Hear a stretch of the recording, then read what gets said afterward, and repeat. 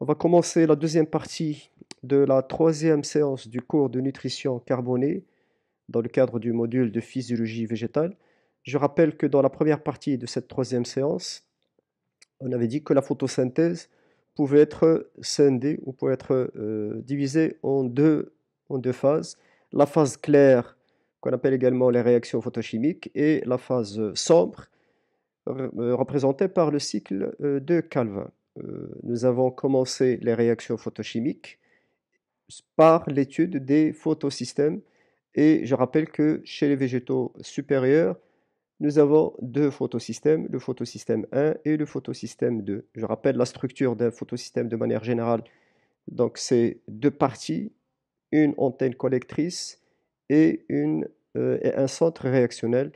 Une antenne collectrice qui contient tous les pigments accessoires, la chlorophylle B, la chlorophylle A, la chlorophylle B et les caroténoïdes, et que dans le centre réactionnel, on trouve on trouve une paire de chlorophylle A, c'est ce qu'on avait appelé la paire spéciale, et un accepteur primaire d'électrons. Et donc, dans cette première partie de cette troisième séance, on avait décrit la structure de manière détaillée, la structure du photosystème 2, dans lequel donc on avait dit qu'il y avait trois parties, donc l'antenne collectrice et le centre réactionnel, plus ce qu'on avait appelé le centre d'oxydation de l'eau. Aujourd'hui, on va poursuivre euh, la description des réactions photochimiques et on va s'intéresser au fonctionnement du photosystème 2. Le, le fonctionnement, cela revient à se demander comment se fait, comment se réalise la conversion et la transformation de l'énergie de la lumière en une énergie chimique. Et on va voir ce qui se passe dans les trois parties du photosystème 2, à savoir au niveau de l'antenne, au niveau du centre réactionnel et au niveau du centre d'oxydation de l'eau. Alors,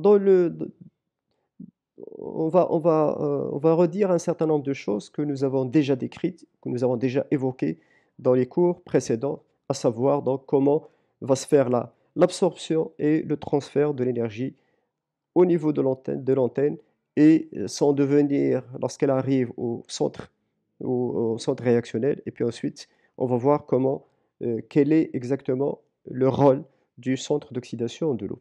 Donc dans l'antenne, on l'a déjà vu, donc c'est un transfert d'énergie lumineuse par résonance, c'est-à-dire que chaque pigment, lorsqu'il va prendre une certaine quantité d'énergie, elle va être excitée, et lorsqu'il va être excité, cet état excité donc, est un état qui est instable.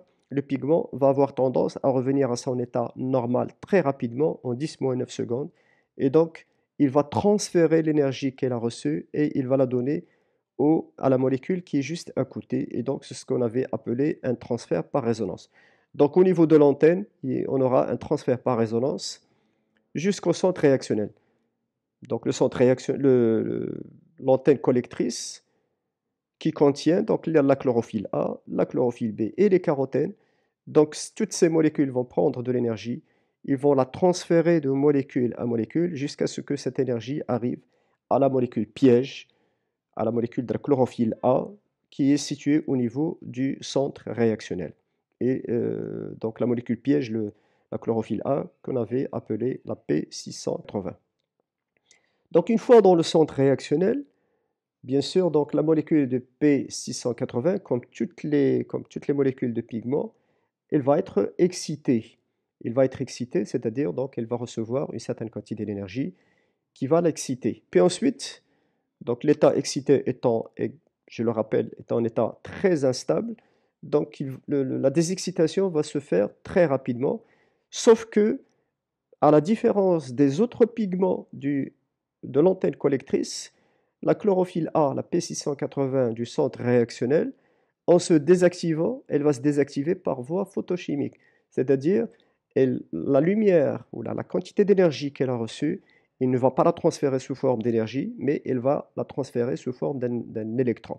Donc, lorsque le pigment, la molécule de chlorophylle A, P680, lorsqu'elle reçoit de la lumière, elle reçoit de l'énergie, elle va céder un électron à la phéophytine, qui est l'accepteur primaire de ce centre réactionnel. Donc là, on va avoir un électron qui va, qui va être perdu par la molécule P680. Donc la P680 qui a perdu un électron devient donc P680+, c'est-à-dire elle manque un électron. Et la phéophytine, l'accepteur primaire de cet électron, lorsqu'elle reçoit un électron, elle aura un électron de plus, et donc il va porter une charge négative. Je le rappelle, les électrons sont porteurs de charge négative. Donc la molécule de P680, quand elle va perdre un électron, elle va avoir une charge positive supplémentaire, donc elle va devenir P680, et la phéophytine qui va accepter l'électron qui a été cédé par la P680 aura un électron de plus, et donc une charge négative de plus, oui, et donc elle sera phéophytine moins. Et donc, dans le centre réactionnel, il se passe ce qu'on appelle la séparation des charges. Donc vous avez une charge qui part d'une molécule et qui arrive à une molécule, une charge négative qui va de la molécule de P680 vers la molécule de la phéophytine. Puis ensuite, qu'est-ce qui va se passer? L'électron va voyager, il va être transféré. Donc l'électron qui a été cédé à la phéophytine sera transféré par tous les constituants. Je vous renvoie à la structure du centre réactionnel du photosystème 2. Donc, la phéophytine qui va donner son électron au centre fer-soufre, qui sont donc des centres qui vont transférer les électrons. Donc, ce sont des molécules des molécules de transport d'électrons.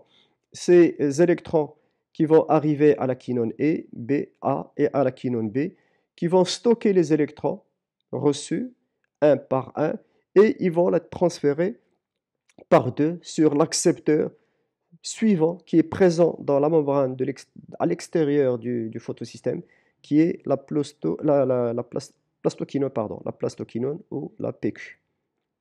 Donc ça, on va le voir au niveau d'un schéma. Donc je répète, l'électron cédé par la P680, par la molécule de chlorophylle A du centre réactionnel, va être donné à la phéophytine.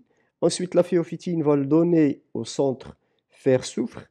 Et puis ensuite, les électrons qui vont arriver vers les quinones A et B seront stockés par ces quinones A et B, les uns après les autres. Puis ensuite, cette quinone A et B va transférer ces électrons, mais par deux. À chaque fois, deux électrons vont arriver à la molécule, la dernière molécule qui accepte les électrons qui arrivent à partir de la P680, c'est la plastoquinone, qui se trouve dans la membrane du thylakoïde, mais qui se trouve à l'extérieur du photosystème. La plastoquinone n'est pas une molécule du photosystème 2. Bien sûr, donc la molécule de P680 qui a perdu un électron, il faut qu'il le récupère, donc il faut qu'elle retrouve sa forme normale. Donc, elle a besoin d'un électron. D'où vient cet électron? Elle vient de l'oxydation de l'eau. Et c'est ce qui se passe au niveau du complexe d'oxydation de l'eau. Donc, au niveau du complexe d'oxydation de l'eau, au niveau du COE, on l'appelle également le centre de dégagement d'oxygène, puisque l'oxydation de l'eau va donner de l'oxygène. Donc, c'est la réaction que nous avons ici. Deux molécules d'eau vont donner une molécule d'oxygène en libérant 4 électrons et 4 protons. Alors, le transfert des électrons de l'eau s'effectue en une seule étape. Vous vous rappelez, quand on a vu la structure du photosystème 2, on a vu que dans le centre d'oxydation de l'eau, il y avait 4 atomes de manganèse. Chaque atome va accepter un électron. Et donc, les 4 atomes d'électrons, les 4 atomes de magnésium, vont prendre chacun un électron. Et puis ensuite, donc, le complexe va céder ensuite successivement en 4 étapes les électrons emmagasinés un par un. Donc, chaque électron du magnésium va être cédé à une molécule de P680, P680+, qui va recevoir un électron à chaque fois, et donc, elle redeviendra P680, c'est-à-dire donc elle redeviendra, elle prendra sa forme normale, qui est donc la forme neutre. Donc on va résumer tout cela par ce schéma. Donc l'antenne collectrice qui va capter, qui va collectionner, qui va capter l'énergie, il va la diriger vers le centre réactionnel dans lequel nous avons deux molécules de P680, donc la paire spéciale et la phéophytine. La molécule de P680 va recevoir l'énergie qui a été transférée à partir de l'antenne collectrice. Donc la P680 deviendra P680 excitée, c'est-à-dire donc elle est remplie d'énergie. La P680 excitée va lâcher l'énergie qu'elle a reçue en devenant, donc elle va lâcher cette énergie sous forme d'électrons. Et donc elle deviendra P680+. L'électron qui est perdu par la P680 va être reçu par la phéophytine qui deviendra phéophytine moins. Et donc, c'est ce que nous avons appelé une séparation de charge. Puis ensuite, la P680, la phéophytine va donner cet électron au quinone à travers les centres fer-soufre. Et donc, les quinones vont capter les électrons un par un et ils vont donner à chaque fois 2 électrons à la plastoquinone qui se situe à l'extérieur du photosystème. Donc le photosystème 2, il est là. Donc c'est l'antenne collectrice et le centre réactionnel. Et la plastoquinone, il se situe à l'extérieur du photosystème, mais toujours dans la membrane du thylakoïde. Et bien sûr, donc, la P680 qui a perdu un électron va lui être rendue grâce à l'oxydation de l'eau, H2O, qui donne l'oxygène. Et chaque fois, un électron va remplacer l'électron qui a été perdu. Et donc, cette oxydation de l'eau se fait au niveau de la troisième partie du photosystème 2, c'est-à-dire le centre d'oxydation de l'eau. Donc, on récapitule tout cela. Donc, nous avons le photosystème 2 avec donc le centre réactionnel et une partie donc de cette antenne collectrice. Donc, ce n'est pas pour ne pas surcharger euh, le schéma. Donc, on a mis uniquement une partie du photosystème, une partie de l'antenne collectrice, pardon. Donc, l'antenne collectrice va recevoir de l'énergie. Cette énergie va être transférée par résonance, c'est-à-dire chaque pigment de l'antenne collectrice va recevoir de l'énergie, va être excité, ensuite désexcité. En se désexcitant, elle va lâcher l'énergie, elle va la donner à la molécule qui est juste à côté.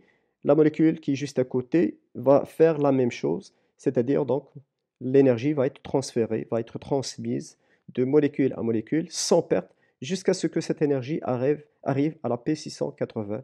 La P680, donc, qui est la chlorophylle du centre réactionnel du photosystème 2, la P680 va recevoir cette énergie et elle va perdre cette énergie sous forme d'électrons. Donc l'électron qui est perdu par la 680 va être capté par la phéophytine. La phéophytine va le donner au quinone A, au quinone B, jusqu'à ce que ces électrons arrivent à la plastoquinone, la PQ, qui se trouve à l'extérieur du photosystème, mais toujours dans la membrane du thylakoïde, la PQ, donc la plastoquinone, qui va prendre 2 électrons pour se transformer en PQH2, c'est-à-dire elle va prendre 2 électrons et 2 protons. Bien sûr, la P680 qui a perdu un électron va lui être rendue grâce à l'oxydation de l'eau. L'oxydation de 2 molécules d'eau qui donnent une molécule d'oxygène, libère 4 électrons qui vont être pris par les 4 atomes de magnésium qui sont dans le centre d'oxydation de l'eau. Et donc, chaque électron va être reçu par la P680 qui a déjà perdu un électron. Voilà ce qu'on pouvait dire sur donc, ce qui se passe au niveau du photosystème 2. Au niveau du photosystème 1, donc on va commencer par la structure du photosystème 2, du photosystème 1. Je disais qu'on avait commencé par la description de la structure et du fonctionnement du photosystème 2 parce que c'est le premier photosystème qui fonctionne au niveau donc de ces réactions photochimiques. Puis ensuite viendra le fonctionnement du photosystème 1. Photosystème 1 qui comporte un certain nombre de similitudes, donc de choses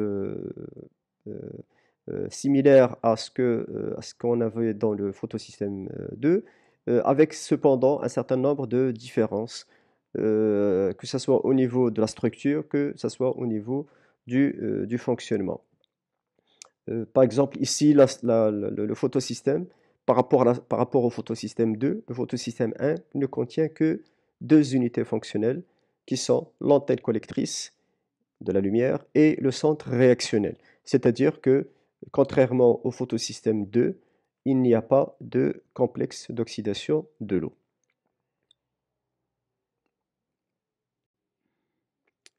Donc, au niveau l'antenne collectrice, donc toujours dans la structure, l'antenne collectrice, elle est formée par deux unités, l'antenne interne et l'antenne périphérique, comme pour comme pour le photosystème 2. L'antenne interne qui contient à peu près une centaine de chlorophylle A, de molécules de chlorophylle A, et une vingtaine de molécules de bêta-carotène. L'antenne périphérique, environ 75 molécules de chlorophylle A et quelques molécules de caroténoïdes, mais très peu de chlorophylle A, de chlorophylle B. Par contre, il contient une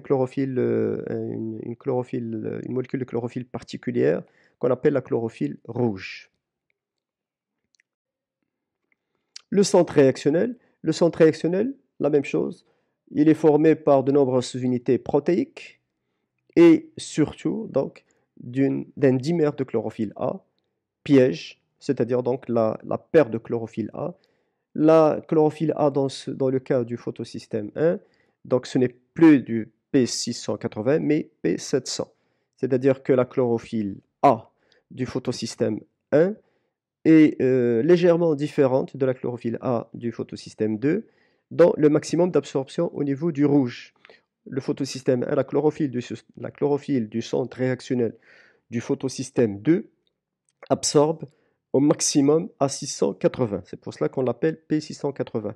Alors que la chlorophylle A du centre réactionnel du photosystème 1, elle a un maximum d'absorption à une longueur d'onde de 700. C'est pour cela qu'on l'appelle donc la molécule P700. Le centre réactionnel contient une molécule A spécialisée dans la capture de l'électron du photosystème du P700. La molécule A, donc, qui est une molécule qui n'a pas été encore identifiée, c'est l'équivalent de la phyophytine dans le photosystème 2. Dans le photosystème 2, l'électron perdu par P680 est capté par la phyophytine. Ici, l'électron qui va être perdu par la P700, la molécule de la chlorophylle A du centre réactionnel du photosystème 1, va être capté par une molécule qu'on appelle la molécule A. La même chose comme pour le photosystème 2, il y a un certain nombre de centres fer-soufre, donc des molécules contenant du fer et du soufre, qui vont jouer le rôle de transporteur d'électrons jusqu'à l'accepteur du photosystème 1, qui est la ferridoxine, donc une molécule du photosystème 1 qui accepte donc l'accepteur final des molécules qui ont été lâchées par la molécule piège P. Donc, concernant le fonctionnement du photosystème 1, il rappelle un certain nombre de points que nous avons déjà vus dans le fonctionnement du photosystème 2, c'est-à-dire donc la lumière est captée par l'antenne collectrice et cette lumière va être dirigée vers le photosystème 1, vers le centre réaction du photosystème 1, c'est-à-dire vers les deux molécules de chlorophylle A à P700. La P700 qui va recevoir l'énergie et il va libérer un électron qui va être pris par la molécule A, l'accepteur primaire. La molécule A va donner cet électron au fer-soufre et les molécules de fer-soufre vont donner les électrons à la ferridoxine qui est donc l'accepteur final au niveau qui appartiennent au photosystème 2, au photosystème 1, pardon. Donc la ferridoxine, la FD, et la dernière molécule du photosystème 1 a accepté les électrons. Puis ensuite, ces électrons vont être captés par une autre molécule, mais qui n'est pas dans le photosystème 1, la FNR, qui va également prendre ces électrons et il va la transférer vers l'accepteur final des électrons, qui est donc le NADP+, qui va se transformer en NADPH. Alors, le photosystème, la P700 du photosystème 1, qui a déjà perdu un électron, il faut qu'il le récupère. Ici, il ne va pas le récupérer à partir de l'eau, de l'oxydation de l'eau, parce que le photosystème 1 ne contient pas de centre d'oxydation de l'eau. Donc, il n'y a pas de molécules d'eau qui vont s'oxyder pour donner de l'oxygène et des électrons. Donc, d'où viendra donc l'électron qui va être récupéré par la P700? Il viendra de la molécule de la plastocyanine. La plastocyanine, c'est une molécule qui se trouve à l'extérieur du photosystème 1, mais elle se trouve donc au niveau de la membrane des thylakoïdes.